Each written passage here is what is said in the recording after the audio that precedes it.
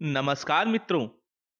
आज हम पढ़ रहे हैं रामविलास शर्मा कृत निबंध यथास्मि रोस्ते विश्वम।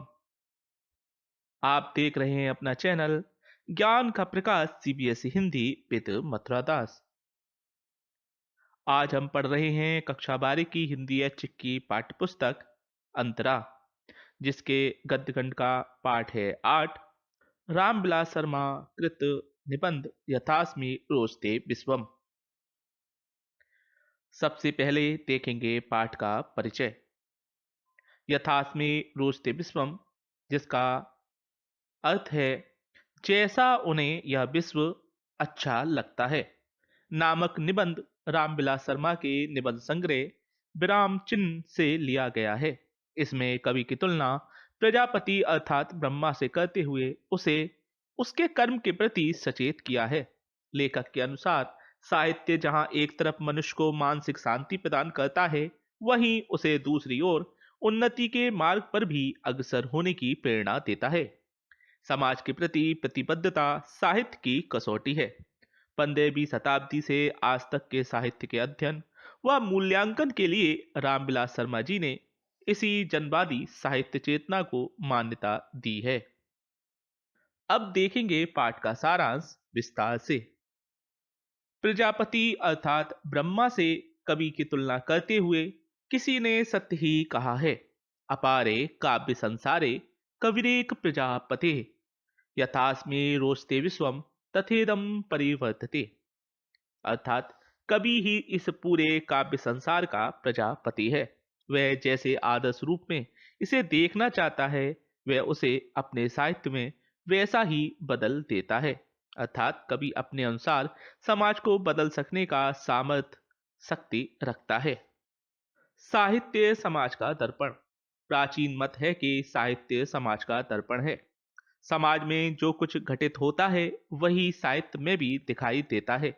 लेकिन लेखक का मत है कि यदि साहित्य समाज का दर्पण होता तो संसार को बदलने की बात ही ना उठती। और यदि कवि का कार्य वास्तविक जीवन को अपने काव्य में वैसा का वैसा ही अंकित करना होता तो उसे कभी कोई प्रजापति ना कहता। वास्तव में ब्रह्मा ने संसार को रचा, परंतु इस संसार से असंतुष्ट होकर कवि ने कविता की। यूनानी विद्वान कला को जीवन की नकल समझते हैं, जबकि अफलातून ने संसार को असल की नकल बताया है। ये जो अफलातून या प्लेटो थे, यह सुकरात के शिष्य व अरस्तु के गुरु थे। अरिस्टोटल आप पढ़ते आए, ये बहुत बड़े विद्वान थे यूनानी, और विभिन्न विषयों पर इन्होंने अपने मत रखे हैं। यूनान देश के सुविख्यात दार्शनिक थे प्लेटो। उनका मूल ग्रीक भाषा का नाम प्लातोन है। इसी का अंग्रेजी रूपांतर प्लेटो और अरबी रूपांतर रूपांतर अफलातून है।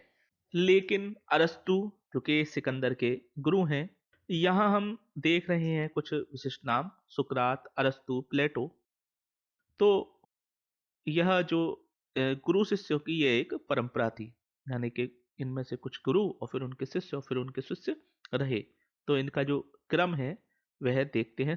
सबसे पहले सुकरात, फिर उनके शिष्य प्लेटो, फिर उनके शिष्य अरस्तु और उनके शिष्य प्रसिद्ध योद्धा सिकंदर रहे।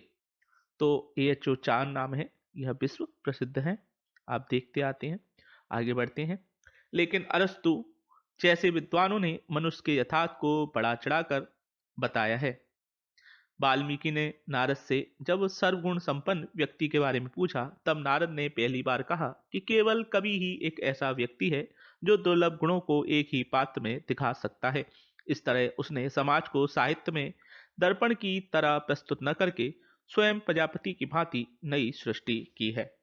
जैसा है वैसा ही प्रस्तुत करना सही नहीं है। तो कवि क्या करता है, जहां भी उसे लगता है कि जो ईश्वर ने जो हमें प्रकृति प्रदान की है, जो भी कुछ नियम बनाए हैं, उनमें जहां भी कोई दिक्कत है या जो बात स्वीकार करने योग्य नहीं है, तो कवि उन चीजों को हटाकर इस संसार को एक आदर्श रूप में प्रस्तुत करता है। इसलिए उसका महत्व अधिक बताया गया है। कवि की सृष्टि निराधार नहीं।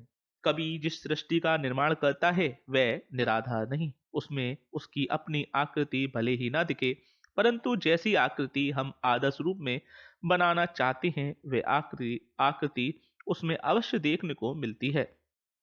जिन रेखाओं व रंगों से कवि पात्र रूपी चित्र बनाता है वे उसके चारों ओर वास्तविक जीवन में बिखरे होते हैं। अर्थात वह जिन पात्रों को लेके अपनी कहानी कविता प्रस्तुत करता है वे पात्र उसके वास्तविक जीवन में ही उसके आस पड़ोस के होते हैं।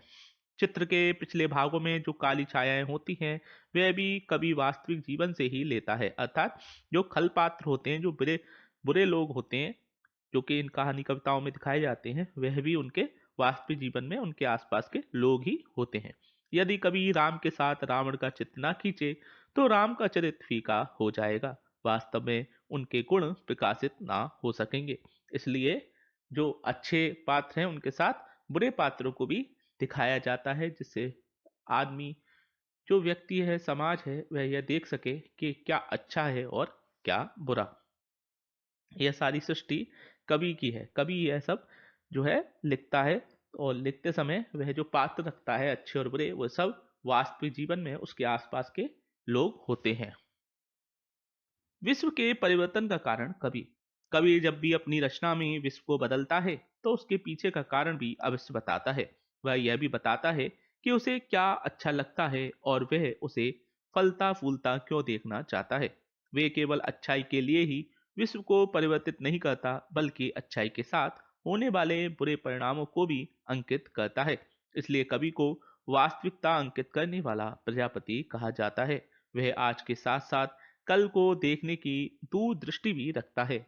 इसलिए कभी मनुष्य साहित्य में केवल सुख दुख की बात नहीं सुनाता, उसमें वे आशा का स्वर भी भरता है। साहित्य से शांति ही प्राप्त नहीं होती, बल्कि आगे बढ़ने की प्रेरणा भी मिलती है। कवि के असंतोष का मूल कारण। ईश्वर की जो सृष्टि है उससे असंतुष्ट है, क्यों है, इसका कारण हम जानेंगे। कवि के असंतोष का मूल कारण मानव संबंध है, क्योंकि मानव संबंधों के पार साहित्य ही नहीं है। कवि जब भी ईश्वर पर कुछ लिखता है तो उसे भी मानव संबंधी सीमा में खींच लेता है। जैसे सूरदास के, यानी कि जो ईश्वर है, वह देखें हम किस किस रूप में व्यक्ति जो कवि हैं उनको अपने काव्य में प्रस्तुत करता है। तो सूरदास के जो कृष्ण है वह उनके मित्र सखा हैं। मीरा के जो कृष्ण है वे उनके प्रेमी हैं। और तुलसीदास जी के जो राम हैं वे उनके स्वामी हैं और वे उनके दास हैं। तो वे है तो भगवान, लेकिन ये सब लोग क्या कर रहे हैं, उनको एक व्यक्ति के तौर पर, अपने मित्र के तौर पर, अपने स्वामी के तौर पर प्रस्तुत कर रहे हैं। तो वे क्या करता है, वे उनको, जो ईश्वर है, उनको भी मानव रूप में प्रस्तुत करता है।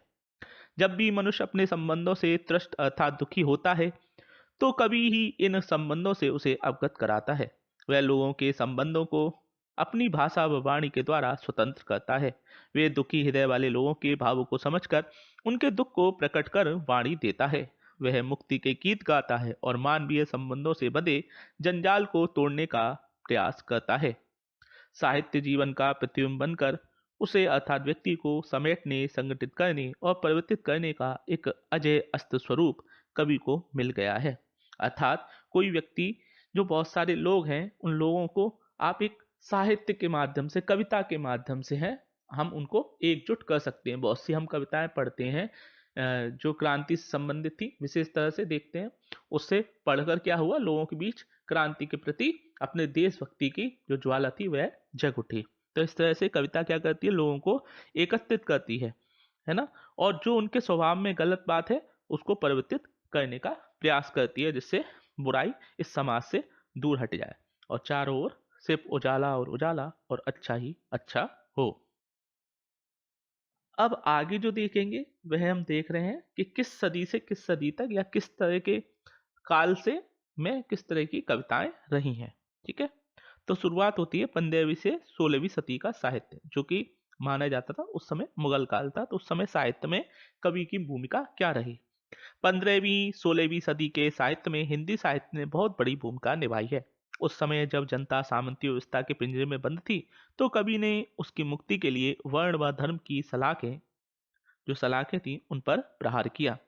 ललद्यत, नानक, सूर, तुलसी, मीरा, कबीर, चंडीदास, तिरुवल्लुवर आदि ने समूचे भारत में इस जीर्ण मानव संबंधों के पिंजरे को झकझोर दिया। अर्थात उस समय सब गुलामी जैसा जीवन जी रहे थे, तो उन लोगों को उन्होंने अपनी कविता के माध्यम से जगाया। इन सब की वाणी ने पीड़ित जनता के मन को छू लिया और उन्हें एक आशा की किरण दी। उन्हें संगठित किया, जहां जीवन को बदलने की आवश्यकता थी वहां बदलाव भी किया। आगे 17वीं से 20वीं सदी, वहां का उस समय का साहित्य। इस समय में क्या था, ब्रिटिश राज था भारत के ऊपर। तो कैसी परिस्थिति थी और काव्य की क्या भूमिका थी, देखेंगे। 17वीं 20वीं सदी में रविन्द्रनाथ टैगोर, भारतेंदु हरिश्चंद्र, वीरेश लिंगम, तमिल भारती, बल्लतोल आदि ने ब्रिटिश राज व सामंती अवशेषों के पिंजरों पर फिर से प्रहार किया। एक बार फिर उन्होंने भारत की पराधीन दुखी जनता को एकत्र किया और उनकी मनोवृत्ति को बदला, उन्हें सुखी स्वाधीन जीवन की तरफ बढ़ने के लिए प्रोत्साहित किया। साहित्य का पांचजन्य। जिस प्रकार श्री कृष्ण ने कुरुक्षेत्र की युद्ध भूमि पर अपने अधिकारों के लिए लड़ने हेतु अपना शंख पांचजन्य बजाया था, उसी प्रकार साहित्य का पांचजन्य भी उदासीनता का राग नहीं सुनाता। वह मनुष्य को भाग्य के पीछे दौड़ने की प्रेरणा नहीं देता। वह कायरों और प्रेमियों को ललकारता है और एक बार फिर समर भूमि में उतरने के लिए बुलाता है। भरत मुनि से भारतेंदु तक चली आई साहित्य की यह एक गौरवशाली परंपरा है। भरत मुनि जो इन्होंने नाट्य शास्त्र लिखा था, वो सबसे पुराना साहित्य माना जाता है, जहां से ही ये सारे साहित्य की जो धारा है वह निकल के आती है। उसको हम कैसे समझ सकते हैं, वह हम भरत मुनि के नाट्य शास्त्र से ही समझते हैं कि काव्य क्या है। भरत मुनि से भारतेंदु तक चली आई साहित्य की यह एक गौरवशाली परंपरा है, जिसके सामने निराशा व पराजय के सिद्धांत वैसे ही नहीं ठहरते जैसे सूर्य के सामने घना अंधेरा। अब आता है आज का साहित्य, 21वीं सदी का साहित्य। आज भी मानव संबंध रूपी पिंजरे में भारतीय जीवन पंछी की भांति बंदी है। वह इस मुक्त गगन में उड़ना चाहता है, इसके लिए वह व्याकुल भी है। लेकिन आज भारतीय जनजीवन संगठित प्रहार करके एक के बाद एक पिंजरे की तीलियों को तोड़ रहा है। जो लोग इन तीलियों को मजबूत कर रहे हैं, उन पर धिक्कार है। यह ना दृष्टा अर्थात देखने वाले हैं और ना ही सृष्टा अर्थात निर्माण करने वाले। लेकिन जिन्हें इस देश की धरती से प्यार है और यहाँ बसने वाली जनता से प्रेम है, वह साहित्य की युगांतकारी भूमिका को समझते हैं और आगे बढ़ रहे हैं। इनका साहित्य जनता का रोष व संतोष प्रकट करता है। इसी जनता को आत्मविश्वास और दृढ़ता प्रदान करता है। उसकी रुचि भी जनता की रुचि से मेल खाती है। कवि इन्हें बताता है कि इस विश्व को किस दिशा में परिवर्तित करना चाहिए, जिससे सबका मंगल हो। साहित्य से उन्नति और समृद्धि कैसे हो सकती है। आज कवि अपनी प्रजापति की भूमिका को भूलकर केवल दर्पण दिखाने वाला ही रह गया है। आज का कवि नकलची बन गया है, उसकी अपनी कोई पहचान नहीं। कवि का व्यक्तित्व पूरे वेग से तभी निकलता है जब वह यथार्थ रूप से परिवर्तन चाहने वाली जनता के आगे चलकर पुरोहित की तरह आगे बढ़ता है। इसी परंपरा को अपनाने से हिंदी साहित्य उन्नत और समृद्ध होगा और हमारे जाति सम्मान की रक्षा कर सकेगा। तो मित्रों, यह था आज का पाठ यथास्मि रोजते विश्वम। देखते हैं क्या है इस पाठ में विशेष। पहला, संस्कृत प्रधान शब्दावली का प्रयोग हुआ है। दूसरा, उदाहरण शैली का प्रयोग किया गया है। तीसरा, कवि की तुलना प्रजापति से की है। चौथा, सच्चे कवि का परिचय कराया गया है, अर्थात एक सच्चे कवि का क्या धर्म है वह बताया गया है। पांचवा और अंतिम, साहित्य का वास्तविक रूप कैसा हो, इस पर गहन चर्चा की गई है। तो मित्रों, आप देख रहे थे अपना चैनल ज्ञान का प्रकाश सीबीएसई हिंदी विद मथुरा दास। अगर आपको हमारा यह वीडियो और हमारे पिछले कोई भी वीडियो अच्छे लगे हों तो उन्हें आप लाइक कीजिए, शेयर कीजिए और हमारे चैनल को सब्सक्राइब कीजिए। ऐसे ही हमारे साथ बने रहिए। आपने हमारा वीडियो पूरा देखा, इसके लिए बहुत बहुत धन्यवाद। फिर मिलेंगे नए वीडियो के साथ। धन्यवाद।